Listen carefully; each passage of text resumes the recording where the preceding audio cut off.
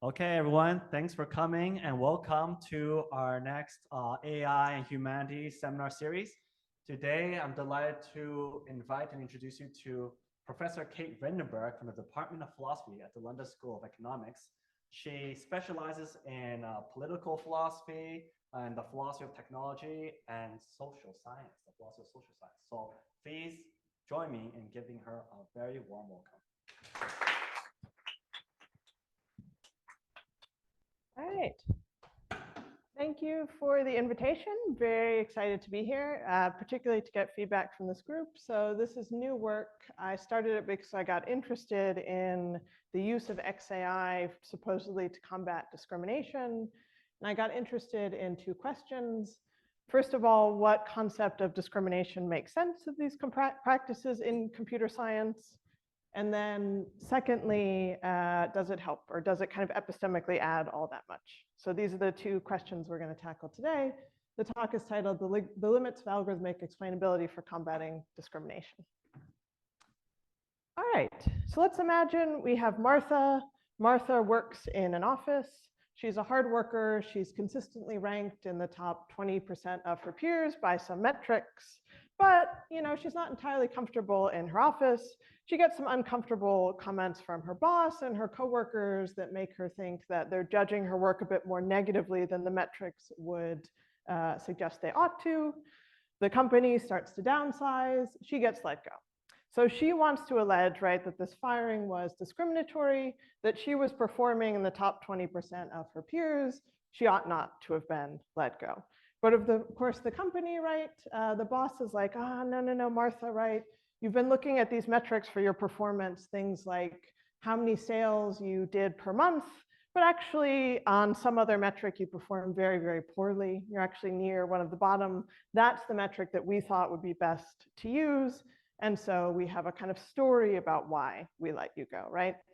So the problem with discrimination by humans, and in particular the challenge of alleging discrimination in the courtroom, is that it's very hard to prove in a particular instance whether or not there's been discrimination. So what the law tends to suggest is look at patterns of decisions. If you find troubling kind of differences in outcomes that can only be explained by some kind of discriminatory mindset of the decision maker, then we've got discrimination. That's not really something you can do, though, in a one-off case. We don't have access to these counterfactuals. So, we could imagine a kind of case like this. We had Martha's defense claim. The defense doesn't work all that well. However, right, as has been argued, discrimination by machines seems much more amenable to proving discrimination both across a number of cases and in a particular instance. So to allege that the system itself might tend to be discriminatory, or that in a particular instance it was discriminatory. So imagine Martha works in a different office. Her data is being tracked by some elaborate surveillance systems, fed into a system to evaluate her performance. Her performance is kept track of, and she has detailed records, kind of detailed predictions and evaluations of how she performed. She gets fired. And the nice thing about this kind of case, so say that Martha in this little example was an accountant. Martha has access to all of that data about her. She can look at the metrics. It's not just things right in the decision maker's head. She can actually scrutinize this algorithmic system and say, look, I successfully filed the taxes more than any of my colleagues for all of our clients. And really, that should be the most important predictor of retention decisions. Seems like her boss is a little stuck, right? They can say, oh, we use some other metric, like in the other case. But Martha's like, well, look, but I did so well on this metric. Come on, it's obviously the metric we ought to be using. She has the kind of hard proof that you want to prove discrimination in particular cases. So when I started thinking about this topic, I found this very compelling.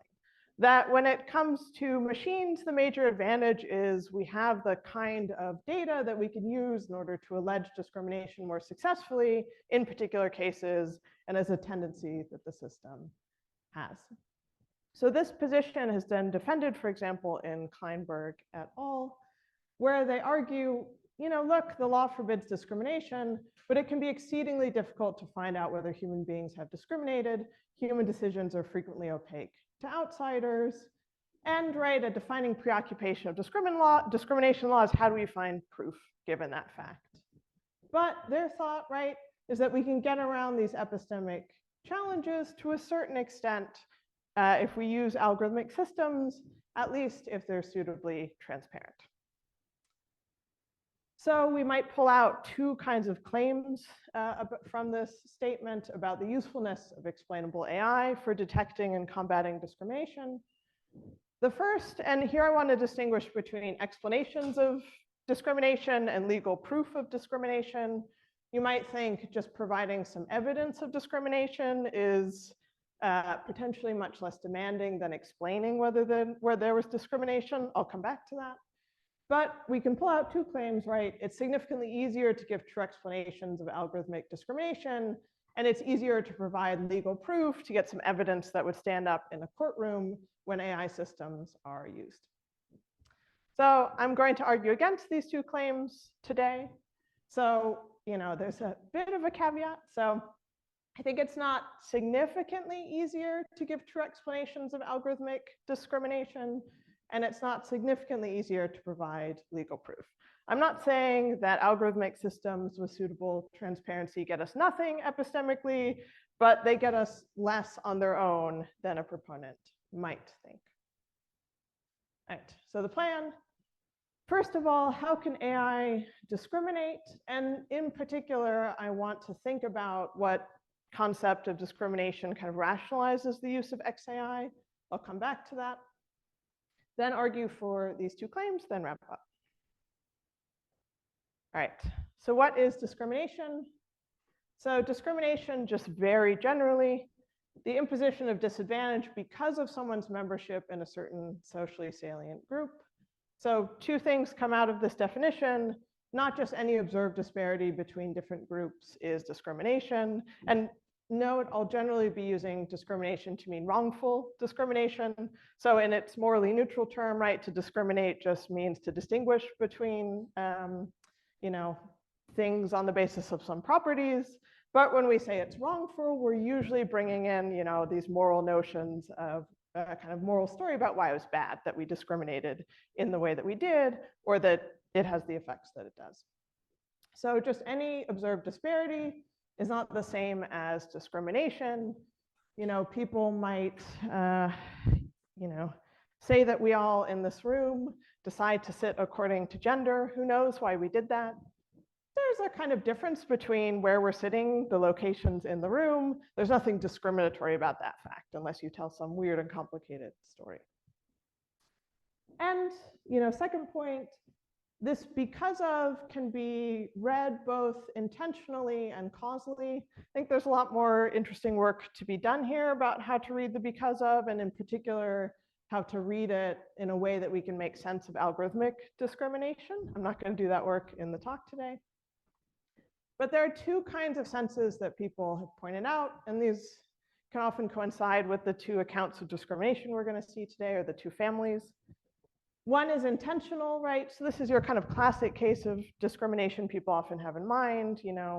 You're looking to rent an apartment in Hong Kong, you show up, the person showing you the apartment doesn't like your social identity or your perceived social identity according to them. So, because of some stereotypes they have in their head, because of your membership in the group, they decide to make a certain decision about you. But because of can also be read in a causal way that doesn't necessarily involve decision maker intention.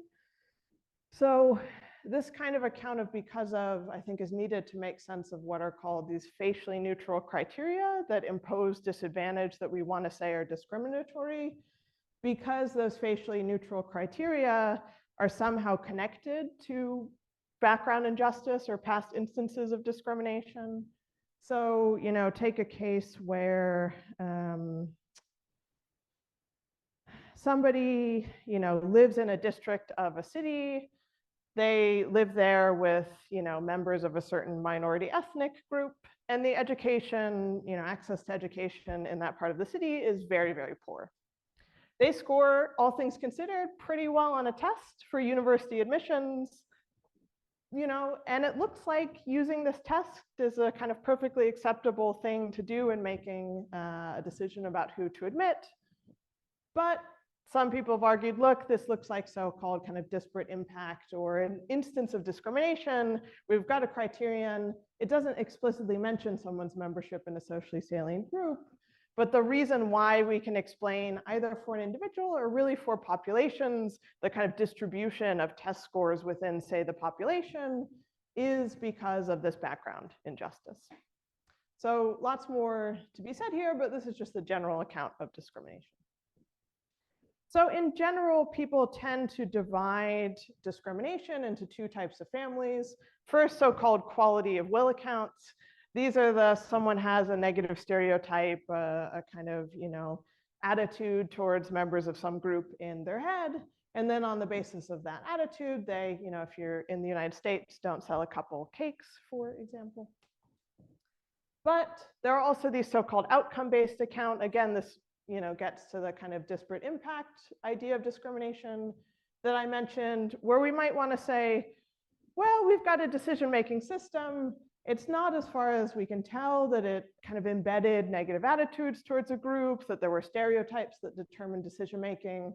But when we look at the outcomes, these outcomes are of the kind of objectionable sort that perpetuate the kind of status hierarchies in our society. And importantly, where those outcomes are suitably tied to group membership, again, in a way that needs to be spelled out. So, I put in, I think, people playing Frisbee at Harvard University, and this is what I got. So you might say, well, maybe, again, our education example, if you admit people based on test scores, you're going to end up with a very kind of homogeneous upper class population in your university. But you were just looking at test scores, right? There was no kind of intention of the university to do this. But these are the people in your society who just had access to the most educational resources because of injustice. So in general, when we think about whether AI systems can discriminate, we tend to think about outcome-based accounts. And I think that's very sensible. Why is that? I think in part because it's just easier to kind of determine whether or not the system will lead to these sort of outcomes in some cases. So you might have a quite complex system you're using for decision-making, but often, for example, an auditor can do things like look at the algorithm's objective to determine if there'll be unjustified disproportionate impact. So there's a kind of now famous paper by Mullainathan et al., where they look at a system in Chicago that was distributing healthcare resources. The designers of this algorithmic system had operationalized healthcare need in terms of healthcare cost. But the problem with that is there are many people in Chicago, namely members of kind of disadvantaged African-American populations, who don't generate much healthcare costs because they don't have, say, healthcare insurance, don't have access to healthcare, therefore not generating many costs. So we can do things like look at the algorithm's objective, and often with a lot of good social science, can think about whether there's going to be this disproportionate impact. Also, disproportionate impact for algorithmic systems can arise from a kind of difference in accuracy. And again, this can be easier to test due to something like missing data. And again, it can arise from these neutral criteria where we don't actually, per at least some accounts of discrimination, we don't really need to pinpoint exactly which criterion always led to it, as long as we can adjust the system such that we can change the patterns of decision making in order to avoid these outcomes. Now, I think it makes sense to use XAI for this kind of, if you have this background view of discrimination and why it's wrong, something that falls into these families. But it always struck me as unnecessarily costly. So you might think, okay, we've got a system, right? We can audit it. We can kind of run through a bunch of input data, see which patterns result from it. And we see these kind of patterns that look like we're going to get some outcome-based discrimination.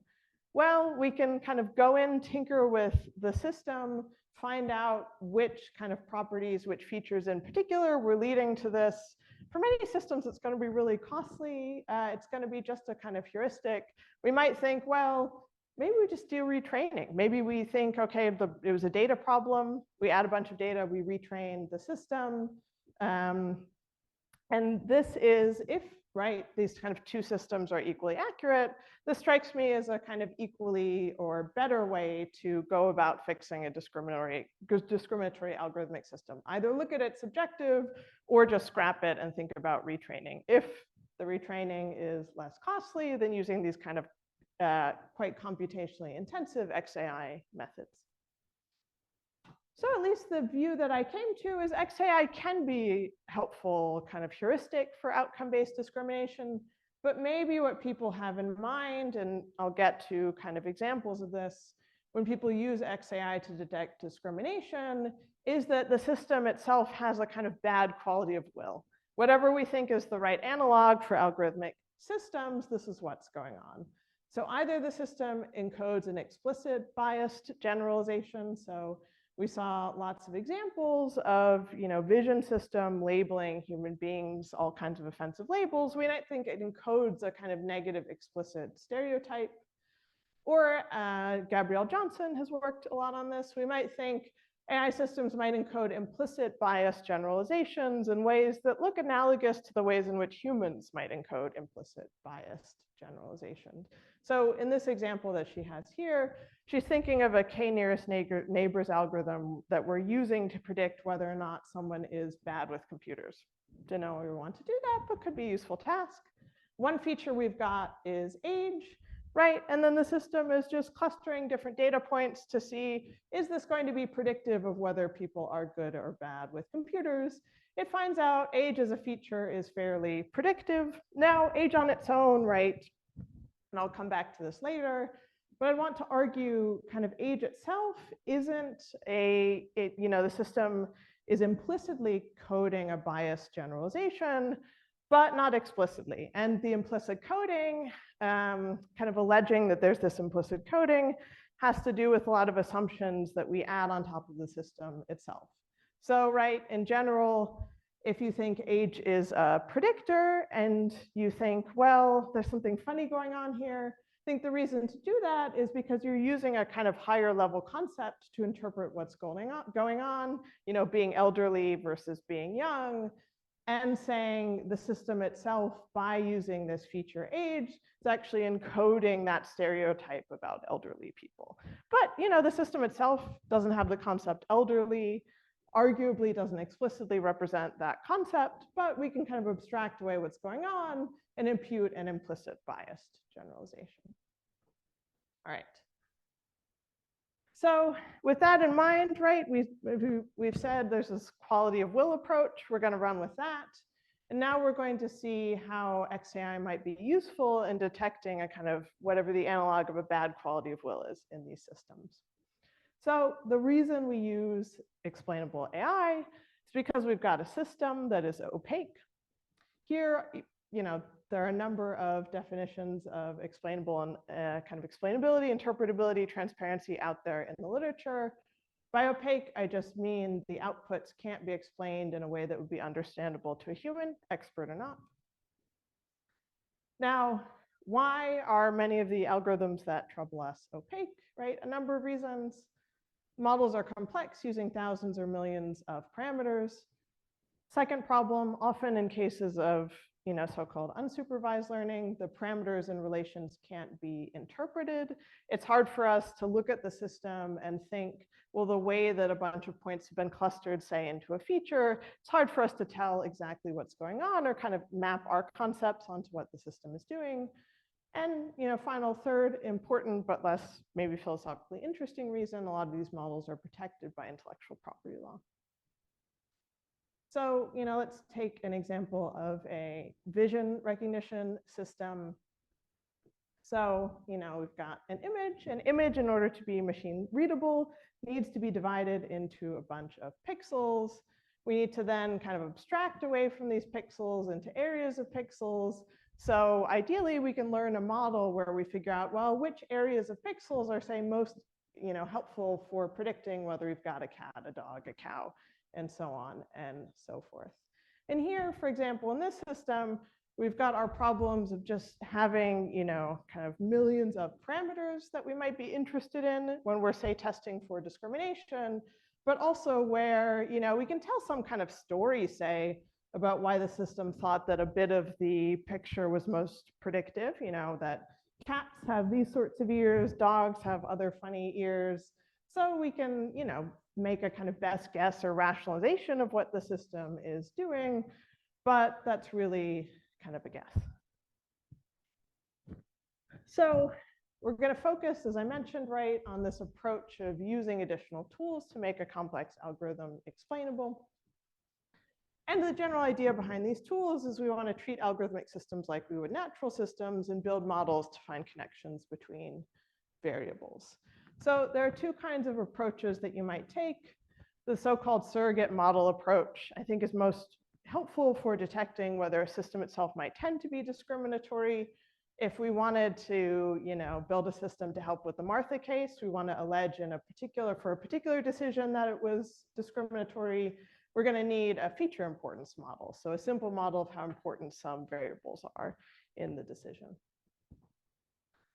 So, again, as I argued earlier, I at least have come to the view that if we were just interested in these negative impacts, we might study differences in error rates or downstream effects, and we might think about doing something like changing the algorithm objective or retraining. And so, at least in many of these cases, some kind of quality of will account should rationalize the use of explainable AI, that we think the system has encoded some negative stereotype implicitly or explicitly, and we're troubled, we kind of object to the system, not because of these downstream negative impacts, although, right, we might have a moral objection to those as well, but we object to discriminatory decision-making because it's on the basis of these negative stereotypes. So this is a kind of advantage because, one potential advantage of this interpretation is that it connects with one way of testing for discrimination in a lot of discrimination law. So here the idea is to use something called the but-for test. So the idea is the decision would have been different if the protected attribute in question were different, but everything else were the same. And feature importance methods nicely give us this. So they can determine if the outcome would have been the same if a protected attribute or property was varied, but everything else was fixed. So we both get, potentially an explanation of discrimination, but also legal proof. But, people have pointed out there's this hard question of, okay, if I'm interested in this kind of quality of will and these negative stereotypes in these so-called proxies, how do I actually find them? So I said we've got a complex model, right? We've got millions of parameters. How do I, scrutinize the features and figure out which ones might be troubling and might lead to a discriminatory decision? Here we might think about, combining a surrogate model approach and a feature importance test. So we said we can build surrogate models that help us understand how the system works generally, find these kind of general connections between variables of concern. And then once we have that, right, we might use feature importance tests to go back to the original model itself and look at particular features or clusters of features and determine whether or not there was discrimination. All right. So with that in mind, we're going to get to our two main claims. The first claim, recall, was explainable AI doesn't help us understand whether there's discrimination or doesn't add all that much epistemically. All right, so let's go back to our natural thought. Our first thought, we started with the Martha case, was human decisions are opaque. Our second thought was machine decisions are much less opaque. And importantly, because an outsider can in principle access the features and weights. And third thought, the features and their weights are what's needed to detect discrimination. So discrimination in AI systems is much more understandable. It's much easier to explain when there's been discrimination. And here I should say, really this third claim should be the features and the weights are not just needed, but are in a way like almost epistemically sufficient. So just by looking at the features and the weights, we can determine whether or not there's been discrimination. So what I want to do, right, is push against this argument in two directions. First, I want to argue human beings are less opaque than this argument says, and machine decisions are more opaque. All right, so human decisions are often not opaque. So in some cases, a decision maker's objectives are often heavily constrained by their organizational and institutional context, determining their motivating reasons, right? So if we want to ask, why did the boss fire a bunch of people? Well, we might say the company was no longer being profitable. They needed to let go of a bunch of staff in order to stay in business, not go bankrupt. So that's what they did. When we look at decision makers, right, and we want to explain their behavior on the basis of some mental states, in many cases, actually, I think decision makers in these kind of roles for which discrimination claims are important are actually heavily constrained based on the kind of motivating reasons that they're able to act on. In other kind of cases, right, people aren't heavily constrained, but still we might think a mix of institutional constraints pick out a kind of subset of reasons. And then what we might do is also explain which of those potential reasons are they're most likely to act upon based on our priors about what people in those kind of social position that they occupy the motivating reasons that they tend to act on. So I think in many cases, we can generate fairly kind of accurate explanations of decision maker behavior on the basis of just seeing their behavior. And this ties in, for example, with the literature on so-called structural explanations, where you might give these two sorts of readings. So Sally Haslanger gives this example of Larry and Lisa. So Larry and Lisa are a heterosexual married couple who want to have a child. They can't afford full-time childcare. They each want to do an equal amount of paid and caring work, but they couldn't both do this. Childcare is too expensive. And Lisa's kind of disadvantaged in the job market in certain kinds of ways. So given that they prioritize having children and having a kind of certain level of material comfort, we can explain Lisa's decision to quit work based on these structural factors. So oftentimes, in order to explain people's behavior, right, what's going on in their heads is important, but also what does a lot of the explaining are these background structural factors that we can appeal to that don't require us a kind of detailed knowledge of their motivating reasons. All right, now to push on the other side, this idea that algorithmic decisions and the use of XAI often means that systems are less explainable than we might think. So I think there are at least two problems here, and we'll come back to them in more detail in our discussion of legal proof. So as many people, including Babbage and Cohen, but many of others have pointed out, there are just kind of too many degrees of freedom when a decision maker is constructing an explanation, right? So we've said we've got a system, it's got thousands, millions of parameters that we might choose from in order to explain a particular outcome. Well, what justifies us choosing some parameters over others in order to say whether there's discrimination? There's a lot of degrees of freedom in terms of how we actually construct the explanations themselves. We'll come back to that again at the end. And so we might think, actually, whether or not we can explain these explanations that we generate will look quite different based on our choices. And our choices themselves are not constrained by anything about the system itself. A second problem, this problem again of abstraction, go back to our example of a kind of k-nearest neighbor training for an algorithmic system to predict whether people were bad at computers, right? In that example, age is what we might call a kind of base level property, or in the case of an image generating system, it's these pixels. But often what we care about when we care about discrimination, right? We care about membership in a socially salient group. That was our definition of discrimination. In order to figure out whether or not we've got some kind of proxy for membership, right? We often need to bring in these higher level properties that aren't directly represented in the observable data and in the system itself. And again, this introduces a lot of degrees of freedom. So, right, computer scientists point this out, that often what we're doing is we're kind of rationalizing why the system is using certain features in order to make a particular, using certain features and why those features are predictive. But as they say, right, the explanations we come up with are often not informative or reliable at the human level if we're just using these heuristics in order to interpret what the system is doing. Right, so how do we make the system less opaque? We draw on social science. So we use what I'll just call a social theory to more accurately understand human and algorithmic decision making. So this might be a combination of a social ontology, structural and causal explanations, and a kind of political epistemology. So you've got the moral side of, right, what is discrimination and why is it bad? But you've also got the social science side of what are the kind of mechanisms in the society that tend to produce discrimination. And together those might control, kind of lessen the degrees of freedom that the explanation constructor has in constructing these explanations.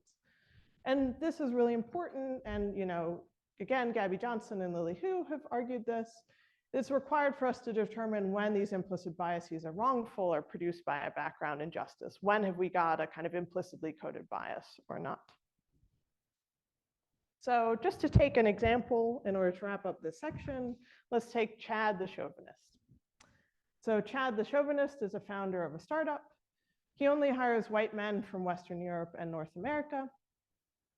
Right? Why does he do this? Well, when pressed, Chad argues that the talent pool for engineers is small and they're the most talented. Let's argue, so we've only got, right, Chad's behavior in this case. Let's make it, even more, let's say, okay, maybe we have not just his behavior. We can reliably say, well, here are the kind of features of people that he's prioritizing.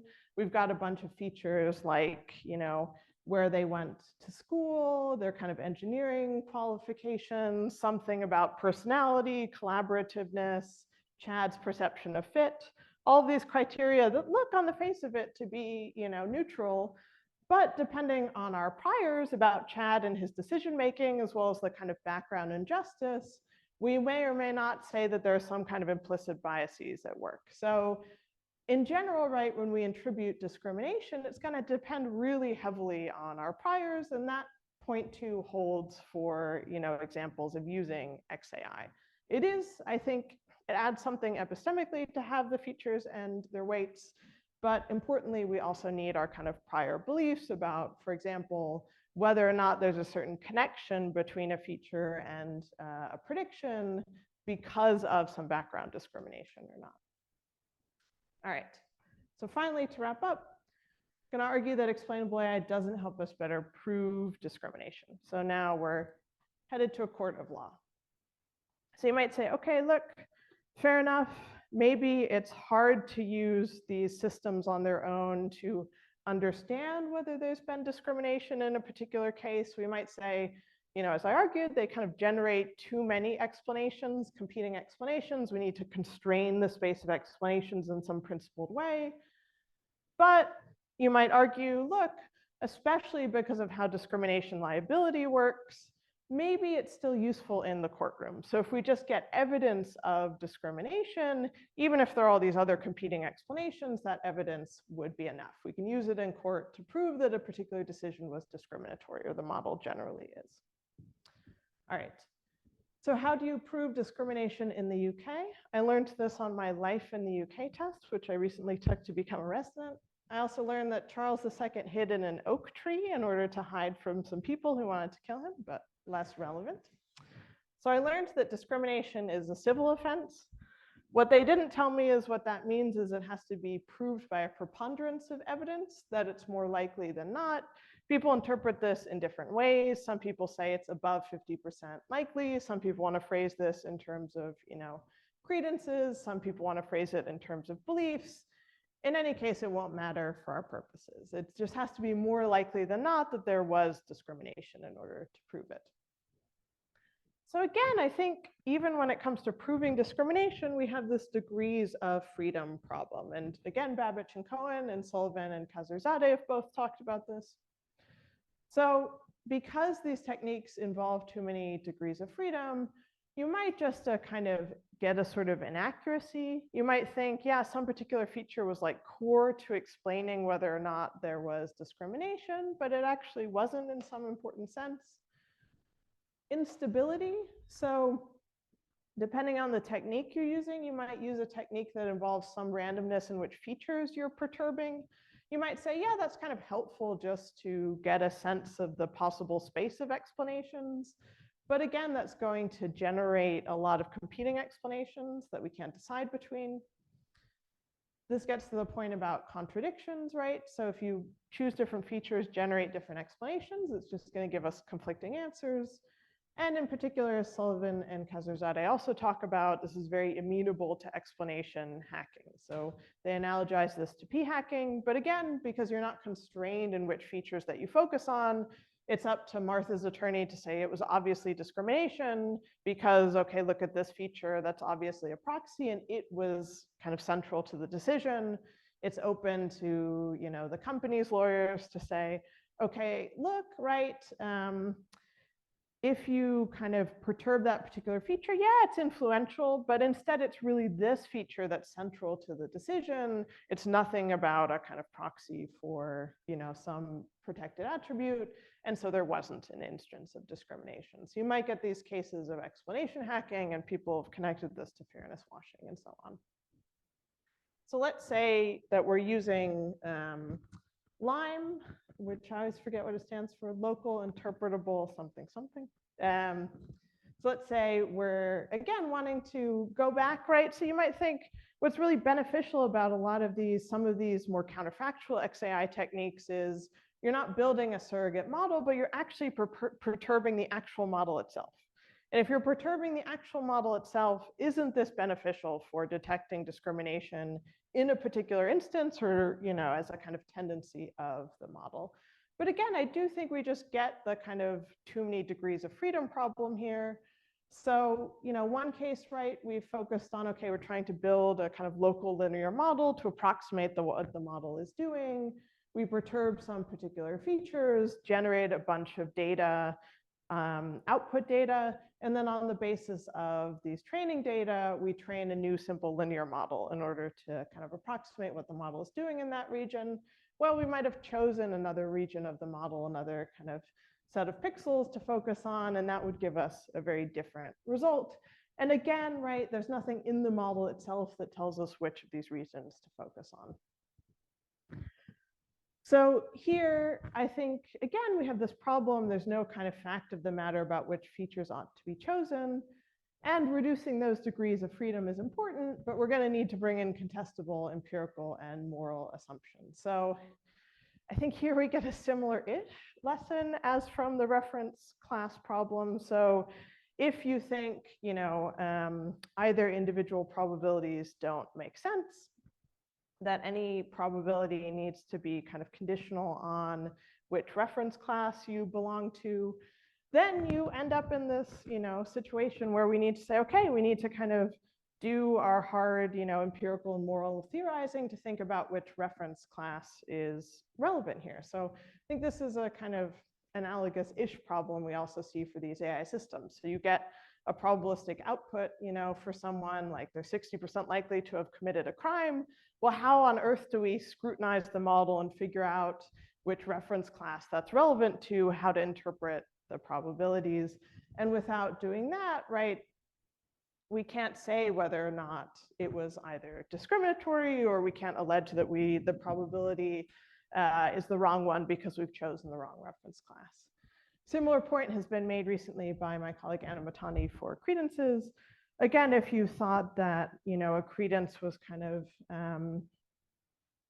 your credence is partially determined by the kind of description, if the kind of how a proposition is described determines exactly what credence you ought to have in it. So, if you describe me as professor at LSE versus Kate, people might have very different beliefs about whether or not I'm likely to, I don't know, go out dancing on the weekends. My colleagues never see me do that. My friends do, right? So if you thought the kind of, again, our degrees of freedom in choosing certain descriptions about us or reference classes we belong to or in generating these explanations means that we need to find some principled way in order to reduce those in order to come up with a kind of better and worse explanation. All right, so oops, just to conclude. So I think, more transparency generally is valuable for understanding, improving whether there's discrimination. Often we want to know what data the model was trained on. We want to scrutinize the model's objective. I think there's some, of course, epistemic value to having the kind of access to the features and weights of a model, but in general, that epistemic value is overstated, and certainly it's not on its own sufficient to show that there's discrimination. So second claim, XAI itself doesn't make it significantly easier to understand and prove whether there's discrimination. Instead, in addition, we always require this kind of background social scientific and moral theory, again, about what implicit biases we ought to be looking for and when a bias is wrongfully discriminatory or not. All right, so thanks very much and looking forward to your questions.